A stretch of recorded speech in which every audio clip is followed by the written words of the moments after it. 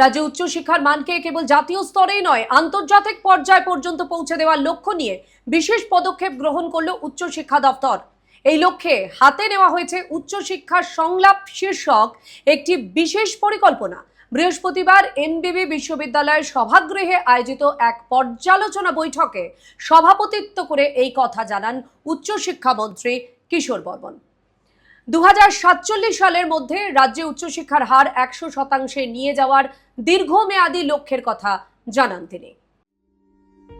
রাজ্যে উচ্চশিক্ষার প্রসার ও সঠিক নীতি নির্ধারণে উচ্চশিক্ষার সংলাপ শীর্ষক অভিনব পরিকল্পনা হাতে নিয়েছে উচ্চশিক্ষা দপ্তর।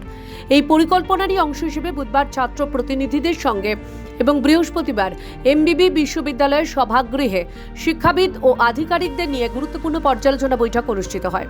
বৈঠকে এমবিবি বিশ্ববিদ্যালয়, এমবিবি কলেজ, বীর বিক্রম মেমোরিয়াল কলেজ এবং ল কলেজের শিক্ষক, অশিক্ষক কর্মী, ছাত্র প্রতিনিধি ও শিক্ষা দপ্তরের উচ্চপদস্থ আধিকারিকরা উপস্থিত ছিলেন। বৈঠকে সভাপতিত্ব করেন উচ্চশিক্ষামন্ত্রী কিশোর বর্মন। জাতীয় শিক্ষানীতির অনুকরণে সার্বিক পঠন পাঠন ও পরিকাঠামোগত বিষয় নিয়ে বৈঠকে বিস্তারিত আলোচনা হয়। মন্ত্রী জানান, রাজ্যে বর্তমানে উচ্চশিক্ষার হার মাত্র 22%, যা 2030 সালের মধ্যে 50% এবং 2047 সালে বিকশিত ভারতের স্বপ্নে 100% নিয়ে যাওয়ার লক্ষ্যমাত্রা স্থির করা হয়েছে।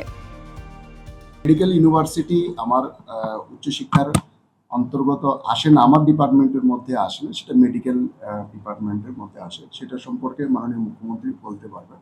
বাকি মহিলা বিশ্ববিদ্যালয় এবং টেকনিক্যাল বিশ্ববিদ্যালয়, যেটা আমরা অ্যাসেম্বলিতে বিল পাস হয়েছে এবং সেটা আমাদের গভর্নরেরও এটা অনুমতি হয়ে গেছে, আমাদের পক্ষ থেকে নোটিফিকেশনও বেরিয়ে গেছে। আমি আশা করি আগামী যেই একাডেমিক আমাদের যে সেশন শিক্ষাবর্ষ, সেই শিক্ষাবর্ষ ছাত্র ভর্তির মধ্য দিয়ে আমাদের এই দুটো ইউনিভার্সিটি চালু হয়ে যাবে। শিক্ষানীতি নির্ধারণে এখন থেকে শুধু শীর্ষ আধিকারিকরাই নন, শিক্ষক, অশিক্ষক কর্মী ও ছাত্রছাত্রীদের মতামতকেও সমান গুরুত্ব দেওয়া হচ্ছে। উচ্চশিক্ষা দপ্তরের এই উদ্যোগ রাজ্যের সামগ্রিক শিক্ষা ব্যবস্থায় নতুন দিগন্তের উন্মোচন করবে বলেই আশা প্রকাশ করছেন বিশিষ্টজনেরা।